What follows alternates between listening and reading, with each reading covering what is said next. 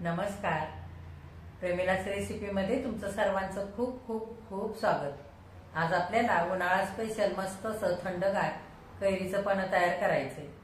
कैरीचं पण तयार करण्यासाठी खूप कमी साहित्य लागतं आणि झटपट तयार होतं. जर जास्तीचं करून ठेवलं तर काचेच्या बरणीमध्ये भरून फ्रीजमध्ये ठेवायचं, म्हणजे 8 दिवस छान टिकतं. आपल्याला पाहिजे तेव्हा मस्त थंडगारपण करून पिता येतं. तर पण तयार करण्यासाठी साहित्य काय काय लागणार आहे आणि ते कसं तयार करायचंय हे बघण्यासाठी लगेचच किचन मध्ये जाऊयात. जर माझ्या रेसिपीज तुम्हाला बघायला आवडत असतील तर एक लाईक जरूर करा. आणि जे कोणी आता माझ्या रेसिपीज नव्याने बघत आहेत त्यांनी माझ्या चॅनेलला जरूर सबस्क्राईब सुद्धा करा. चॅनेलला सबस्क्राईब करण्यासाठी बेल आयकॉन प्रेस करा, म्हणजे माझ्या नवीन रेसिपीचं नोटिफिकेशन तुम्हाला मिळेल आणि माझी नवीन रेसिपी लगेचच बघता येईल. तर आता वेळ न घालवता आपण आपल्या रेसिपीला लगेचच सुरुवात करूया. आता आपल्याला कैरीचं मस्त असं थंडगार पण तयार करायचंय. तर पण तयार करण्यासाठी साहित्य काय काय घेतलंय ते आधी बघूया. इथे मी 4 कैऱ्या घेतल्यात. 1 वाटी भरून गूळ सुरीने कापून घेतलेला आहे. अर्धा चमचा वेलची पूड घेतली आणि अर्धा चमचा मीठ घेतलेला आहे. आता आधी आपल्याला कैऱ्या शिजवून घ्यायच्या. आता आपल्याला कैऱ्या शिजवून कैरीतला गर काढून घ्यायचा आहे. तर आधी आपण कैरीला अशा चिरा पाडून घेऊया.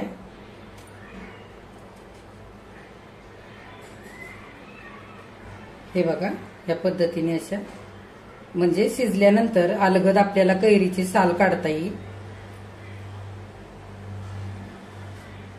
कैऱ्या मी स्वच्छ धुवून घेतलेल्या आहेत आणि देठाकडचा भाग काढून घेतलेला आहे.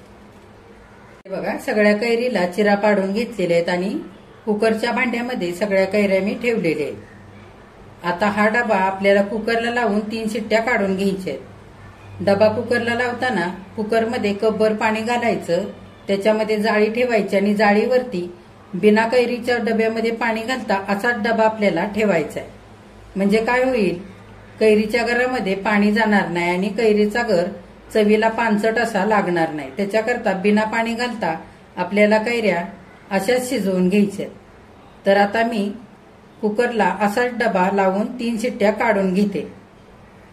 बघा, कैरीमध्ये बिना पाणी घालता असाच डबा मी कुकरला लावून 3 शिट्ट्या काढून कैरी शिजवून घेतलेली. आता आपण 10 मिनिटं कैऱ्या चांगल्या थंड होऊ देऊया आणि नंतर कैरीचा गर काढून घेऊया. आता 10 मिनिटं झालेली आहेत. कैऱ्या आपल्या चांगल्या थंड झाल्यात. आपण कैरीची साल काढून घेऊया.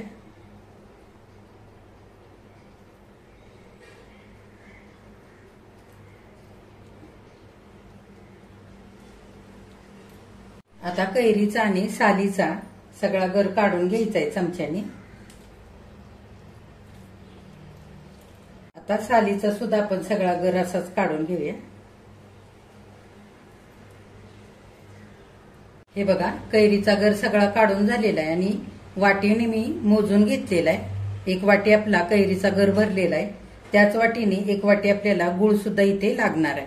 आता आपण मिक्सरच्या भांड्यामध्ये कैरीचा गर घालूया.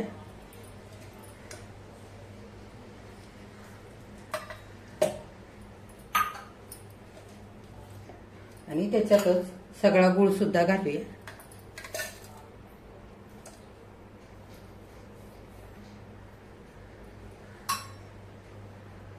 वेलची पूड घालूया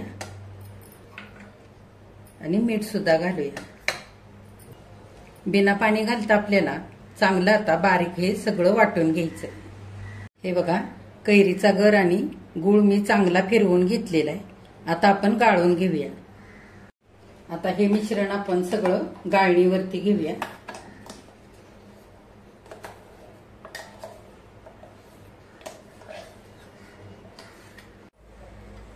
आता आपण सगळं गाळून घेऊया. हे बघा, असं सगळं गाळून घ्यायचं, म्हणजे मऊसूद असं मिश्रण आपलं छान तयार होतं. बघा, सगळं मिश्रण मी गाळणीने गाळून घेतलेलं आहे. हे बघा, अगदी मऊसूद असं झालेलं आहे आणि छान चमकदार सुद्धा झालेलं आहे.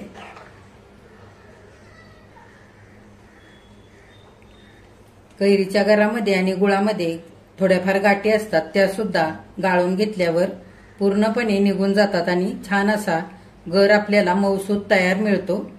आता आपण ह्या कैरीच्या गरापासून छान असं थंडगार पन्ह तयार करूया। आता थंडगार पन्ह तयार करण्यासाठी ग्लासामध्ये आपण बर्फाचे तुकडे घालूया।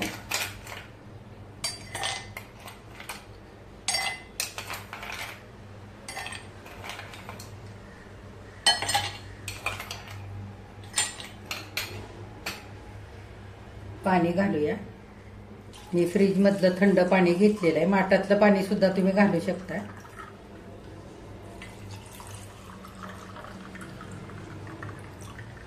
आता अंदाजाने कैरीचा आपण गर घालूया।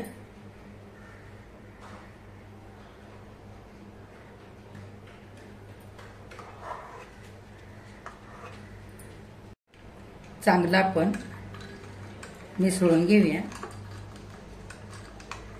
थंडगार कैरीचं पण इथे पिण्यासाठी तयार झालेलं आहे। किती मस्त झालंय बघा, रंग सुद्धा अगदी छान आलेला आहे पण्याला। पन्ह करण्यासाठी कैरीचा गर आणि गुळ घालून आपण हे मिश्रण तयार केलेलं आहे। असं जास्तीचं जर मिश्रण करून ठेवलं तर स्वच्छ कोरड्या हवाबंद बरणीमध्ये भरून फ्रीजमध्ये ठेवायचं। 2-3 महिने आरामात टिकतं, खराब होत नाही। पाहिजे तेव्हा आपल्याला असं मस्त थंडगार पन्ह तयार करता येतं।